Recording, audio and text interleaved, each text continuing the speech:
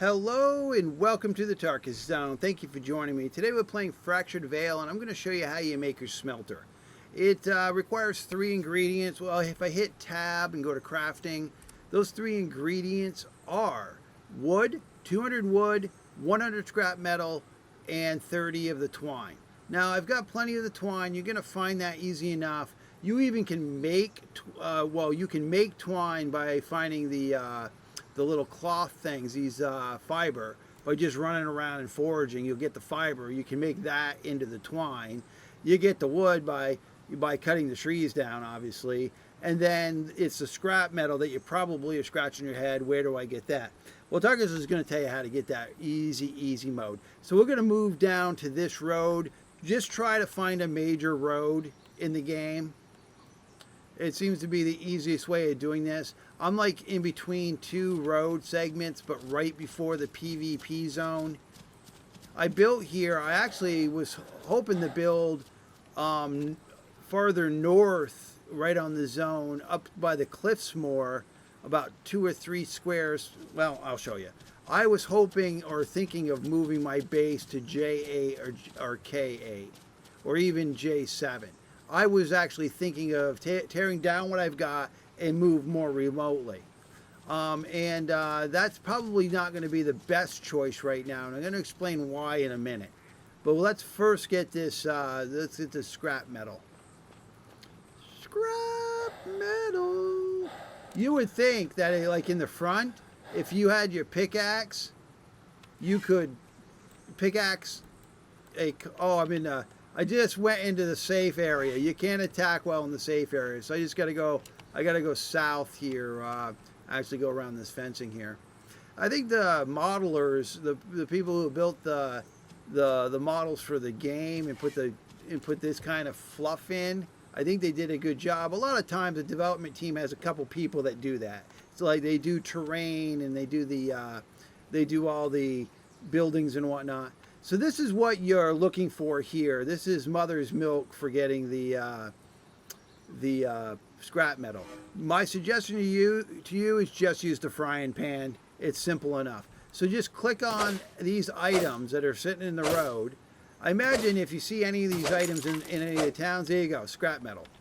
Don't bother with the can. I don't know. It comes up as junk. I'm not sure if there's something later on that you need that junk for. But I haven't been picking it up. I've only been picking up the scrap metal and the leather. All right. So that's really it. That's how I got all the scrap metal I needed to make that smelter. Oh, I got to hit it. Yeah. All right. So let's talk about energy. I'm just going to talk about it real quick and how they did it in this game. It's almost like a second currency. And I'm making our way back to the base here so I can tell you how you spend that currency. Now, what they have done here is you've got to get some crystals. You got to get 127 of these crystals. And then once you get those crystals, you then have to process those crystals through a converter. And that converter gives you energy. Now, I'm not sure, I haven't done it yet, but I'm not sure how much energy the 127 crystals get you. But let's say that it's let's say they give you 5. We'll just use that for a number. So you get 5 energy for the 127 crystals. I mean, that's okay. That would be a good return. It's just the thing is with how you get the crystals. So there's quite a bit of a time sink here and a lot of walking to pull this all off. And I just want to get into my base so that I can show you why the energy is important. It's quite important. It's like a major currency in the game. So when you go to your upgrade bench or your research bench, anything that you want to research is going to require energy. And you can see at the bottom that if you want to get bonuses to research value, or I imagine there's a percentage fail chance that if you kick more energy into the process, you get a better result. So energy is a pretty thing to have, you know what I mean, in this game. And it's these crystals right now. I think they got it labeled wrong because the crystals themselves are labeled 127. That's what you need to do the conversion. But I think this needs to be called crystal. I think this is just a naming problem because like the coconut canteen's called. That's called cloth. And, so this is 127. Okay, so the only way that you can convert them is to go to the major town. And I'm going to hit M here. And like I was saying, is Tarkus was thinking of building way up here in no man's land, even where I'm at, this is still becomes like a walking simulator, because then I've got to walk all the way back to this location, I believe, to convert the, yeah, I've got to go back to this location. I don't see, there's a greeter, but there's a converter in there that you need to use. And then when you convert them to energy, then you have the energy to do this process. And for what my understanding is, what you want to do is you want to find items in the game. In this case, I found the ammo, this 9mm ammo, and I was going to try to research it, but I don't have the 5 energy currently. And again, I should be probably, crapping on a process I haven't fully tried yet, but it still seems like a lot of work, because the crystals come from the mutants, and the mutants can be a pain in the butt to kill, or you can just grind the rocks and you get 1 or 2 at a time through one rock node. It's a slow process, but that is your 2 ways of getting it. Now, so you got to go out and get the crystals, then you got to make the walk to the major town, convert the crystals, and then you have to walk back to your base to do the research. Now, I guess, some people would say that doesn't seem unreasonable, Tarkus, but I mean, the game doesn't have any mounts, it doesn't have any vehicles. Those are coming later. And, Tarkus, I got selected time, and walking around all the time is not what I find game fulfilling, you know what I mean? And, I'm like 2-3 squares away from the major town. It is at least a 5-minute walk all the way down there to do the conversion. But then again, it's the whole point of, it's kind of a major currency. It's incentivizing you probably to go after the mutants. But here is my biggest gripe about going after the mutants, is my weapon is crazy. My melee weapons are not very good. And I get owned anytime I try melee attacking any mutant. I just get it handed to me and I die. So the only other option I've got is the bow that I have made, and that thing is as effective as a hole in a wall, or a hole in a bucket. Where is it? There it is. This thing, I mean, there's no rhyme or reason where the arrow goes.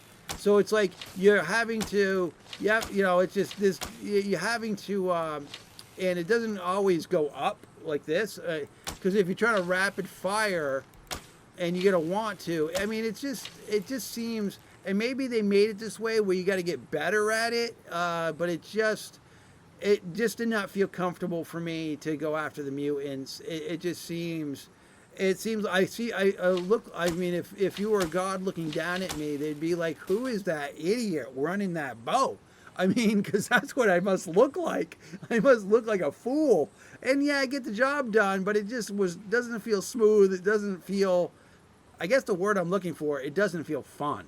And that is just the thing about it. I like using melee weapons. In the POW world, I had to use a bow because that's really all they gave you. But in this game, you should be able to be effective with the melee weapons. So my other thing is I can go buy items from these vendors. I don't know what currency they use. I have to figure out that too. But you can buy items from those vendors, and then you take those items up to your research bench and research them. Now, the item gets destroyed when you research it, but at least then you have the ability to remake it.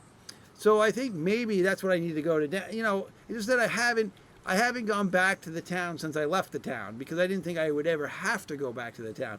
Most survival games that I've played is once you're out of the town zone, you're on your own. They don't expect you to ever come back. I didn't realize that they're really, for this game, they're using the town as like a hub. Because where is the front of my building? Tarkus, okay. I'm just coming over here so I can drink some water. So that's how they maybe thought about the social aspect of the game, forcing players into the major town all the time to do this conversion, buying items from the vendors so that you can research those items, or instead of researching them, just use those items. And I mean, I get that, but I mean, that's a lot of walking to for a game without, without vehicles and mounts right now, especially if you were thinking of, building in any of these remote locations. Now, I was told there was a second converter that you could go to, but it was a little harder to get to. Now, the other option or the other thought that I had is they could just allow us to build our own converters so that we only go to the town if we absolutely want to buy recipes or buy items from the vendors. You're not just forced to go down there. And you also could probably do the scavenging thing. That's what I ended up doing, was just running around the environment and finding items that I was going to research instead of having to go buy the items to research. But the thing about it is I still forced to go back to the town at this point. So I think it would be nice if you could build the converter that I'm talking about in your base. So this way, when you go out and get the crystals, at least, you can go home and convert them, and not have to make a 5-minute run. I mean, it's 5 minutes one way, so that's a 10-minute run for my current location. So, I mean, I'm not trying to say anything totally negative about the game. I mean, obviously the developers have their own plan, their own vision. And maybe their vision was, we want people to feel like they have to come back to the central hub all the time. At least people will see each other. But if they ever open up, I get that. But if they end up opening these servers up to 200 people and there's 200 people running around, you're going to get sick of running into people.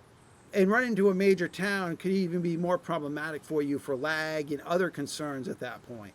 So some developers don't do it that way, where, they kind of don't force mass populations into one area because that's the only place you can go to get it done. You know what I mean? So, I mean, it's a design thing. I'm still kind of on the fence about how I feel about it. I think if they get the fast travel in, or if they get the vehicles in, then, or not fast travel. Sorry, I don't think fast travel is going to be in.